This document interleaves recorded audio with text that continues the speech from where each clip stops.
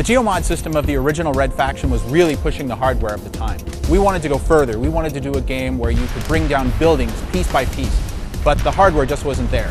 So when we started hearing about the capabilities of the PlayStation 3 and the Xbox 360, then we decided to reopen up the franchise with a whole new destruction system. As you're playing through other games that tout destruction, you'll find that what you're seeing in all cases is a special effect. When you get into Red Faction Guerrilla, what you'll find is a true physics-based and stress-based destruction system. In RFG, you physically destroy things the way you'd expect it to work in real life. Buildings have materials and weight.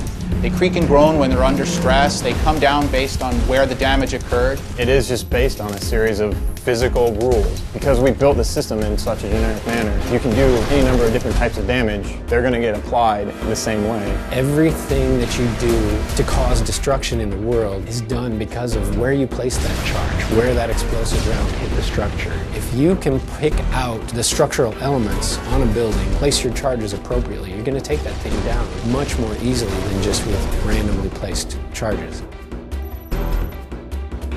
We've found that it's almost been necessary to teach our environment artists and our structure artists to be structural engineers. The programmers got so good at simulating stress on the buildings, it turned into less, how are we going to make this thing fall apart, into more, how are we going to make this thing stay together.